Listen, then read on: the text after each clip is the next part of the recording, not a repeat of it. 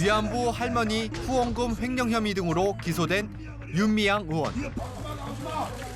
지난달 10일 법원은 1,500만 원의 벌금형을 선고했습니다.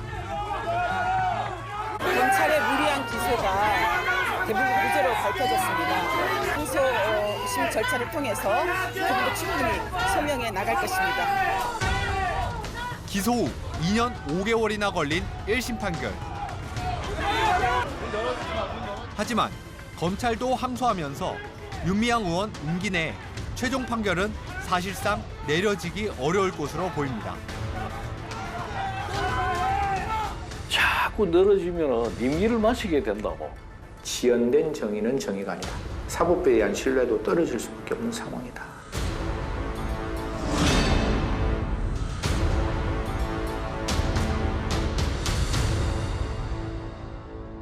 시청자 여러분, 안녕하십니까?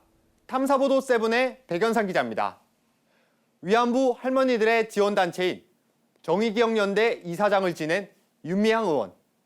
하지만 후원금을 빼돌렸다는 폭로가 나오면서 지난 2020년 재판에 넘겨졌고 최근 1심 판결에서 일부 횡령 혐의에 대해서만 유죄가 나왔습니다. 그런데 1심 판결까지 2년 5개월이나 걸리면서 재판 지연에 대한 논란도 끊이지 않고 있습니다. 왜 이렇게 재판이 지연된 건지, 그리고 재판 결과의 문제점은 무엇인지 취재했습니다.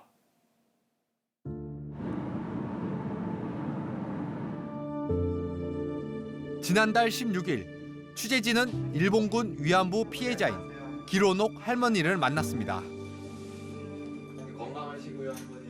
올해 96세로 거동이 불편해 가족의 돌봄을 받고 있는 할머니. 이번에 그 재판했잖아. 어머니가 지난번에 그랬잖아. 돈 내 돈 다 가져갔으면 다시 돌려달라고 그랬었잖아. 다시 돌려주신대. 받아야만이 효력이 있어. 길할머니 가족은 2년 5개월이나 걸린 윤 의원의 1심 재판에 대해서 납득하기 어렵다고 했습니다. 이건 있을 수 없는 일이에요. 국회의원이기 때문에, 국회의원이라고 하는 신분을 가지고 있기 때문에 이 죄 지은 것들을 더 책임져야죠. 2004년부터 16년간 정의기억연대가 운영하던 쉼터에 머물면서 위안부 피해 사실을 증언해왔던 기로녹 할머니. 그동안 할머니는 여러 차례 기부를 해왔는데 가족은 그 과정에서 당시 정의기억연대 대표였던 윤 의원이 할머니의 치매 상태를 이용했다고 주장했습니다. 하지만 재판부는 해당 혐의에 대해 무죄를 선고했습니다.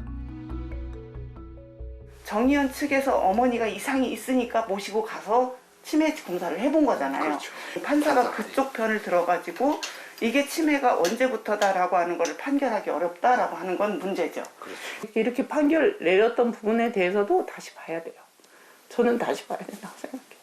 어머니가 생으로 알아. 위안부 할머니 측은 왜 판결 결과에 대해 반발하고 있을까? 법률 전문가와 함께 판결문을 분석해봤습니다. 먼저 검찰이 횡령 혐의로 기소한 1억 원 중 1,700여만 원만 유죄로 인정한 재판부.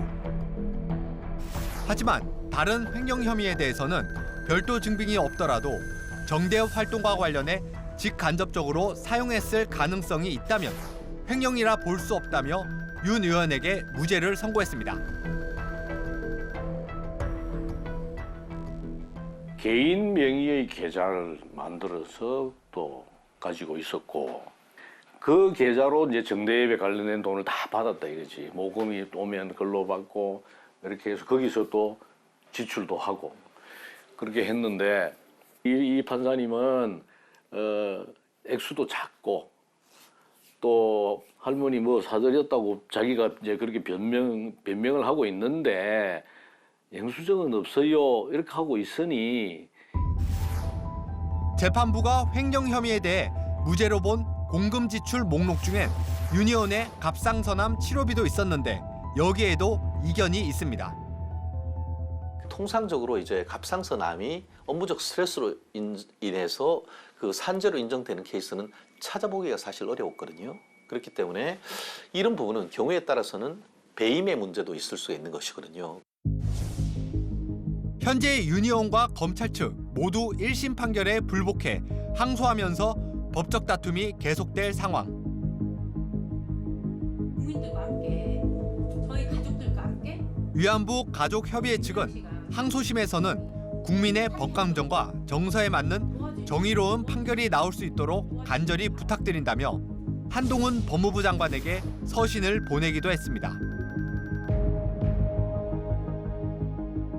협의회 가족들 의견을 모아서 우리가 법무부 장관에게 저희가 이제 서신을 보냈거든요.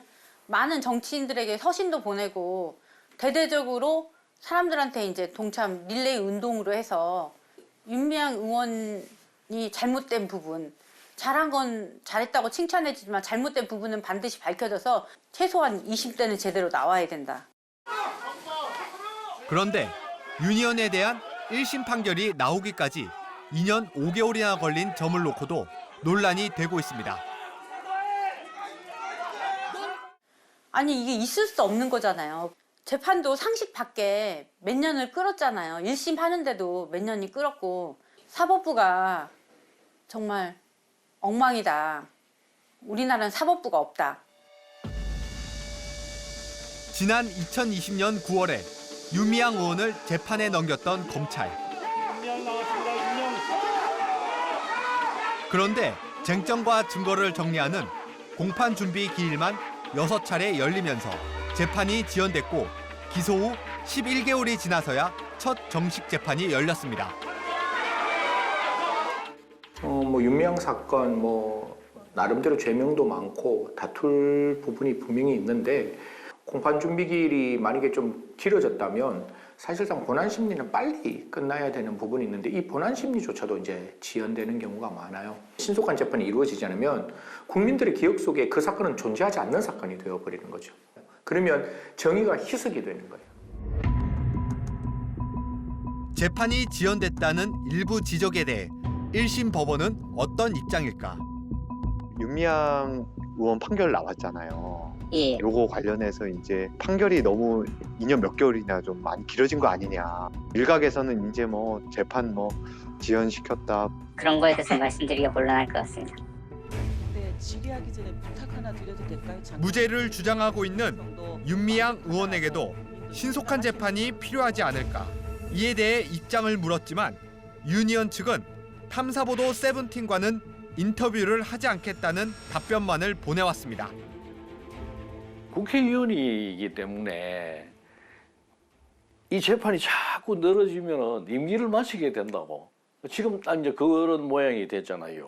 내년 4월이 총선인데 1심에서 2년 반을 끌어버리기 때문에 항소하고 하면 4년 넘어간단 말이지. 그러니까 구속 사건은 아니라 하더라도 최대한 빨리 재판을 진행해서 결론을 내줘야지 맞는 거 아니냐 하는 면에서 법원의 이 태도는 비판을 받아야 되는 거지.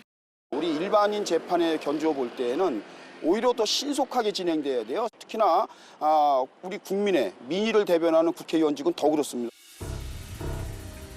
재판 지연은 윤미향 의원에게만 해당되는 문제가 아닙니다. 지난 문재인 정부 당시 청와대의 선거 개입 의혹으로 기소된 송철호 전 울산시장. 기소된 지 횟수로 4년째지만 공판만 55차례나 진행되고 있을 뿐 1심 판결은 아직도 나오지 않은 상태입니다. 벌써 끝나야 될 부분인데 이제 1심 재판 중입니다. 1심 진행 중인데 거기 더 웃긴 게 시민들을 상대로 지금 불과 작년 6개월 전입니다.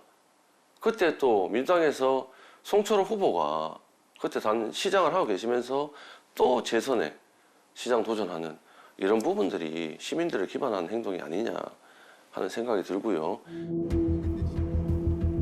왜 이렇게 재판이 길어지고 있을까?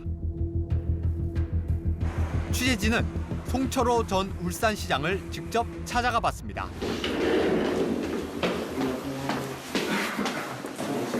TV 조선이랑 방송국에서 나왔는데 혹시 속초로 전 시장님 대신 좀 뵐 수 있는 분 있어서? 약속하고 있어요. 아니 그럼 전화나 문자 드렸는데 안 받으셔가지고 일단 찾아와가지고 혹시 뭐좀 말씀을 좀 전해드릴 수 있을까요? 간단하게. 잠깐만 앉아 계세요. 예. 앉아. 예. 잠시 후 모습을 드러낸 송철호 전 울산시장. 이거 백연산 기자라고 합니다. 시간 내주셔서 감사합니다. 여기요. 저희가 이렇게 카메라는 몇 가지. 일단은 좀 얘기를 좀 들어보고. 송 전 시장은 재판 지연 이유에 대해 검찰이 제출한 자료가 많아 재판을 진행하는데 시간이 걸리고 있다고 했습니다. 또 재판이 신속하게 이루어져야 하는 건 공감하지만 1심 판결이 언제 나올지는 재판부의 사정이기 때문에 자신은 알 수 없다고도 했습니다. 지난달 20일 사건을 맡은 재판부 구성원의 변경으로 또다시 재판 지연이 불가피해진 상황. 계속되는 재판 지연에 대한 취재진의 질문에 법원 측은 재판 지연과 관련된 부분은 재판 진행에 관한 사항으로 답변할 수 없고 재판부 구성원 변경은 정기 인사에 따른 것일 뿐이라는 답변을 보내왔습니다. 송철호 전 울산시장 같은 경우에도 지금 벌써 기소된 지가 언젠데 1심 판결조차 진행이 선고되지 않고 국민의 알 권리라 이런 부분 차원에서 최대한 신속하게 해서 그 결과를 내주는 그런 노력이 현재 사법부는 상당히 부족한 것이 아닌가 그런 비판에서 자유롭기 어렵다고 봅니다. 징역형 이상의 형벌을 받게 되면 그 형벌을 받는 그 이유 때문에 공직을 수행할 수 없는 경우도 있는데 재판이 지연이 되니까 결국 이 사람들이 그 뒤에 형이 확정되더라도 이미 내가 누릴 건 다 누렸는 상황이 되어버리는 거죠. 과연 그게 정의냐라고 물었을 때 그건 분명히 정의가 아니죠. 21대 국회의원들 중 현재 1심 재판이 진행 중인 의원은 총 16명. 그중 2년 이상 재판 결과가 나오지 않고 있는 의원이 13명이나 됩니다. 여기엔 공직선거법 위반 혐의를 받고 있는 의원 2명도 포함돼 있습니다. 공직선거법 혐의로 기소될 경우 1심 재판은 기소 후 6개월 이내 선고를 내리도록 규정되어 있지만 현장에선 지켜지지 않고 있었습니다. 1심에서 뭐 한 1, 2년 넘기다 보면은 대법원까지 확정되는 데까지 뭐 3년 넘게 걸리고 뭐 이렇게 하다 보면은 나중에 이제 사실은 그 선거 사범들이 뭐 당선된 경우에 부정선거로 당선된 경우에도 사실상 이제 임기를 다 채우게 되는 이제 그런 문제가 발생을 하겠죠. 그런데 아무리 이제 그런 범죄의 특수성을 감안한다 하더라도 그게 이제 1년을 넘게 이렇게 지연되는 것은 그것은 그런 구조적인 문제만 가지고는 설명하기가 어려운 부분이 있지 않나. 특히 재판 지연 문제는 김명수 사법부 들어 더욱 심각해졌다는 지적이 나오고 있습니다. 지난해 대한변호사협회가 실시한 설문조사에 따르면 변호사 10명 중 9명이 최근 5년간 재판 지연을 겪었다고 응답했고 법원이 집계한 1심 형사재판 처리 기간 역시 2017년에 118.4일이었던 구속사건과 168일이었던 불구속 사건이 2021년엔 각각 138.3일과 217일로 대폭 늘어났습니다. 전문가들은 재판 지연의 원인으로 김명수 체제의 구조적 이유를 들고 있습니다. 사법행정자문회인가 뭐 그런 것들도 신설하고 뭐 이렇게 일련의 개혁이 이루어졌는데요. 문제는 이제 그렇게 해가지고 어떤 그런 유능하고 열심히 일하는 법관들이 제대로 능력을 인정받는다라고 한 그렇게 신뢰를 생겼느냐면 그 부분에서 좀 실패한 거 아닌가 싶습니다.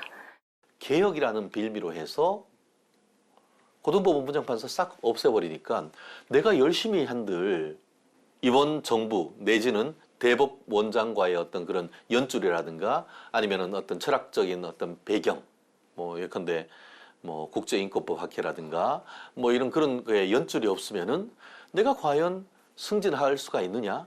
이런 문제가 생기는 거죠.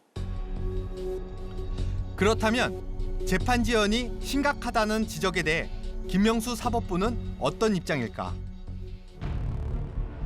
대법원 측은 서면 답변을 통해 재판 지연 증가는 법원의 인적, 물적 자원이 충분하지 못하고 쟁점이 복잡해 장기간 심리를 요하는 사건이 늘었기 때문이라고 했습니다. 또 신속한 재판을 위해 법관 및 재판연구원 증원을 추진하고 조정제도와 전문심리위원 제도 활성화, 간이 공판 절차 적용 범위 확대 등 다각도로 노력하고 있다고 답했습니다.